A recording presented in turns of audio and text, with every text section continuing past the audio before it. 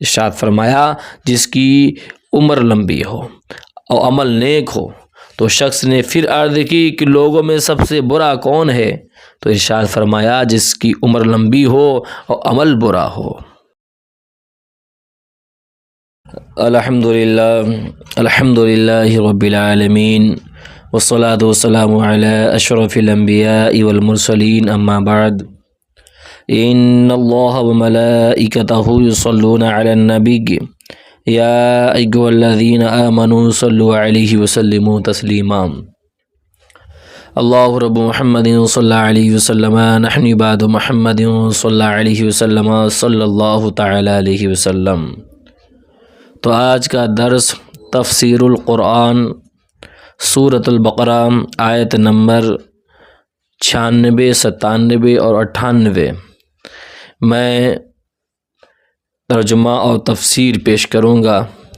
گزارش آپ سبھی حضرات سے ہے کہ آؤ سماعت کرنے سے پہلے اچھی اچھی نیتیں کر لیں۔ حضور کے حدیث پاک ہے، نیت المؤمن خیر من عملہ، یعنی مسلمان کی نیت اس کے عمل سے بہتر ہے۔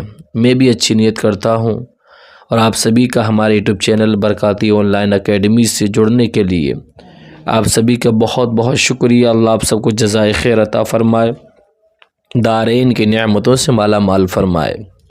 تو چلے سماعت کریں۔ بسم اللہ الرحمن الرحیم۔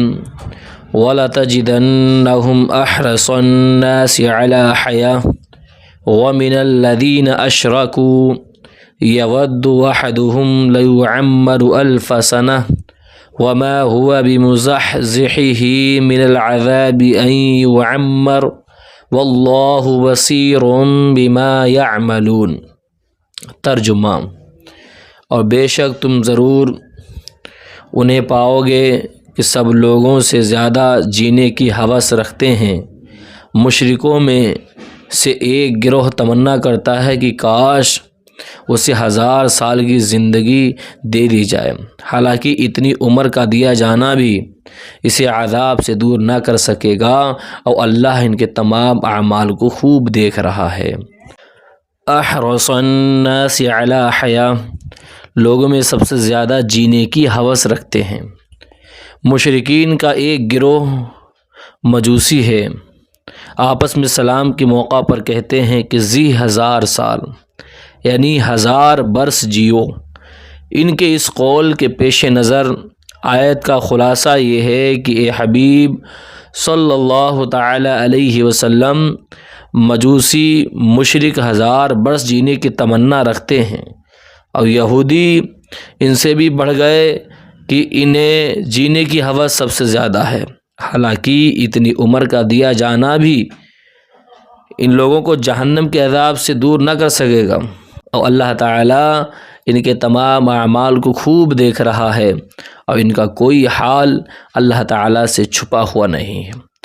دنیاوی زندگی کے حریص کون؟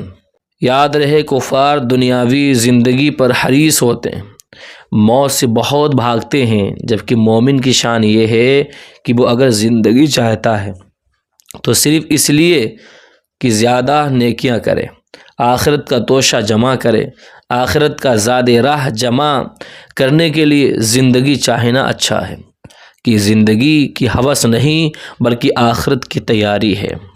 لمبی عمر اور زیادہ مال اللہ تعالیٰ کے راضی ہونے کی علامت نہیں، بلکہ یہ تو بعض اوقات وبال کا ذریعہ بن جاتا ہے۔ حضرت ابو بکر رضی اللہ تعالیٰ عنہ فرماتے ہیں کہ ایک شخص نے عرض کیا رسول اللہ صلی اللہ علیہ وسلم، لوگوں میں سب سے بہترین کون ہے؟ ارشاد فرمایا جس کی عمر لمبی ہو اور عمل نیک ہو۔ تو شخص نے پھر عرض کی کہ لوگوں میں سب سے برا کون ہے؟ تو ارشاد فرمایا جس کی عمر لمبی ہو اور عمل برا ہو۔ قل من كان عدوا لجبريل فإنه نزله على قلبك بإذن الله مصدقا لما بين يديه وهدى وبشرى للمؤمنين۔ ترجمہ: اے محبوب تم فرما دو جو کوئی جبریل کا دشمن ہو تو ہو، پس بے شک اس نے تو تمہارے دل پر اللہ کے حکم سے یہ اتارا ہے جو اپنے سے پہلے موجود کتابوں کی تصدیق فرمانے والا ہے، اور ایمان والوں کے لیے ہدایت اور بشارت ہے۔ من کان عدوا، جو دشمن ہو۔ شان نزول، یہودیوں کے ایک گروہ نے حضور سید المرسلین صلی اللہ تعالیٰ علیہ وسلم سے کہا کہ آپ کے پاس آسمان سے کون فرشتہ آتا ہے؟ تو نبی کریم صلی اللہ علیہ وسلم نے ارشاد فرمایا، میرے پاس جناب حضرت جبریل علیہ السلام آتے ہیں۔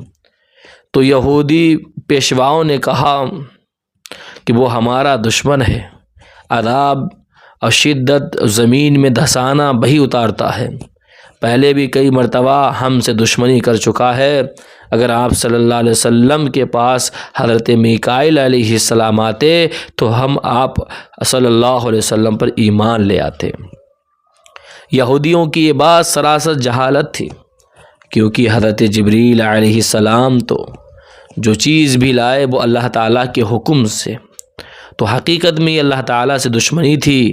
بلکہ اگر یہودی انصاف کرتے تو حضرت جبریل علیہ السلام سے محبت کرتے اور ان کے شکر گزار ہوتے، اور ایسی کتاب لائے جس سے ان کی کتابوں کی تصدیق ہوتی ہے۔ من کان عدوا للہ وملائکتہ ورسلہ وجبریل ومیکال فإن اللہ عدو للکافرین۔ ترجمہ، جو کوئی اللہ اور اس کے فرشتوں اور اس کے رسولوں اور جبریل اور میکائیل کا دشمن ہو تو اللہ کافروں کا دشمن ہے۔ من کان عدوا، جو کوئی دشمن ہو۔ اس سے معلوم ہوا کہ انبیاء کرام علیہ السلام اور فرشتوں سے دشمنی کفر اور غضب الہی کا سبب ہے۔ محبوبان حق سے دشمنی اور خدا تعالی سے دشمنی کرنا ہے۔ حضرت جبریل علیہ السلام انبیاء کرام علیہ السلام کے خادم ہیں، ان کا دشمن رب تعالیٰ کا دشمن ہے۔ اور یہ بھی معلوم ہوا کہ ایک فرشتے سے عداوت سارے فرشتوں سے عداوت ہے۔